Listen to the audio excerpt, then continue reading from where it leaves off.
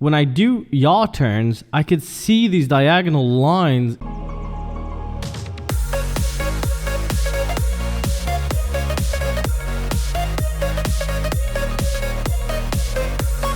So today we're going to be doing an FPV product mashup. So this is first impressions, pre-reviews, and update information at some of the components here. Not everything is on the table because I couldn't fit everything.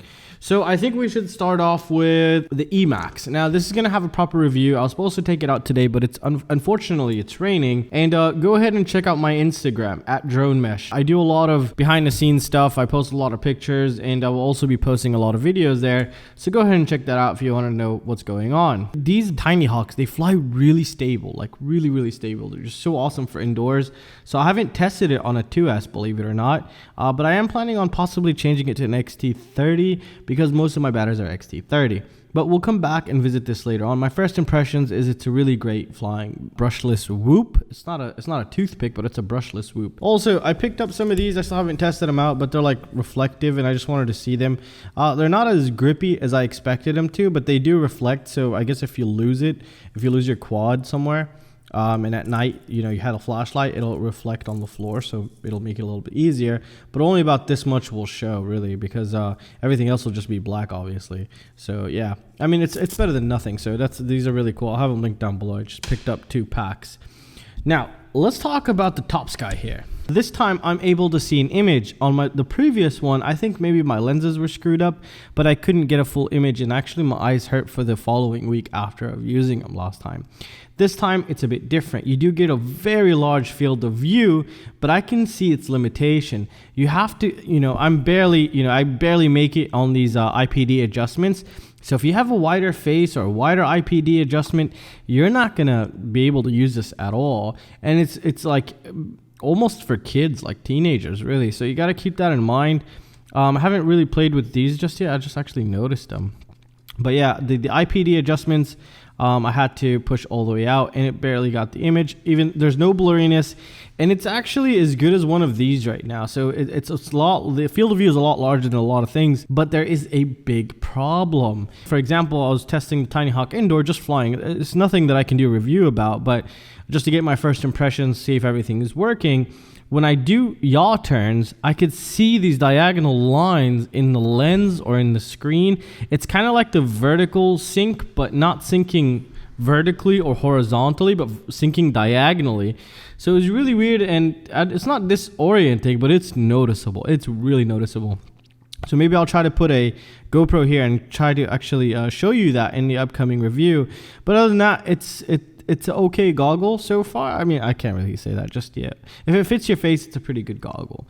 It's kind of like a box goggle, but a bit more comfortable. So this is a new FPV box goggle right here, and it's basically the Eachine EV800D. Diversity, SD card, built-in battery, and overall performs really great with a tripod mount. Now, this performs really good, and it's just basically an EV800D, slightly cheaper. And why is it slightly cheaper? Because they give you a little bit less in the box. They just give you a charger and the AV and 2 dipolar antenna. So they were able to cut down the price in the things they provide you with, and the goggles are still exactly identical, so it's a really great deal in my opinion. And I'm currently designing a mod for my X9 Lite here. It's gonna be my main driver. That's it. I made up my mind. Today I was able to bind an XM Plus on D16 with the inbuilt receiver, which is really awesome. I didn't test that before, and that's why I'm still waiting with my review until I test out everything.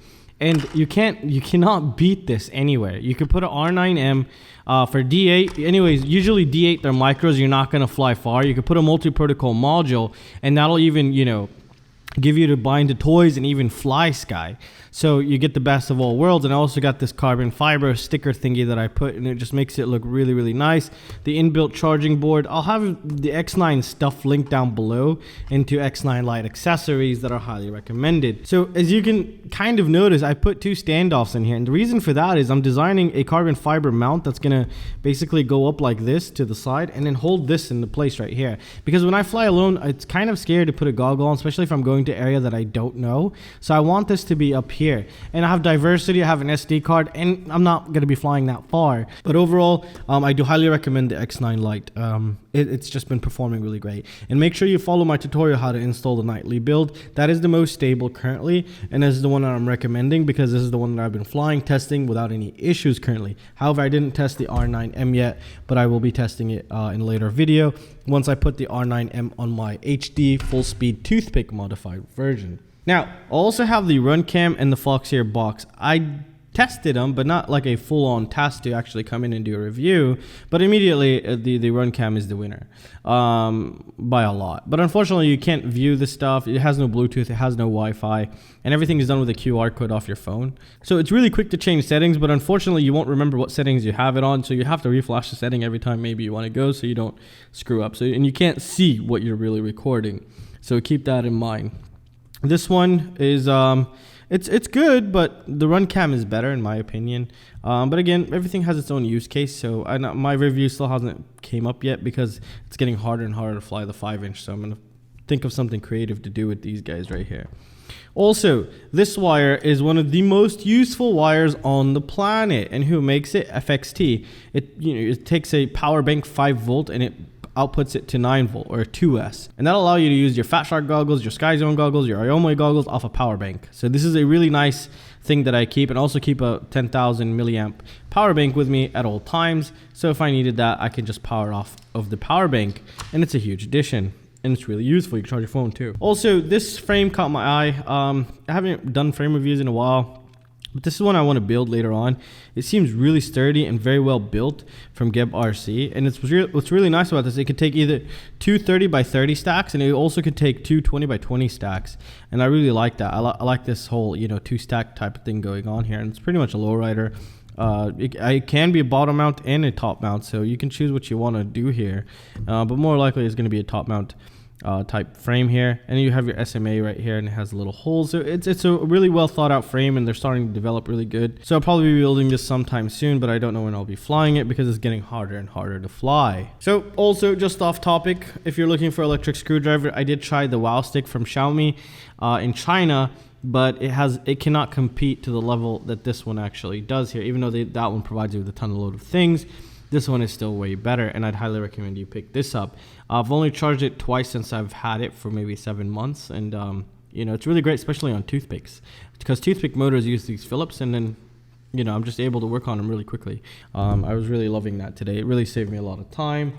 And again, just another side note, if you're looking for a portable soldering iron, then I highly recommend you pick the TS100. They're dropping in price because they're releasing a new one, and just because they're releasing a new one doesn't make this one terrible. I've built many quads with this. I've done a lot of things with this, and I still use this sometimes because that's it. You just take this and plug in the power, and you're good to go. And I'll have everything linked down below if you can check them out. Those greatly support the channel.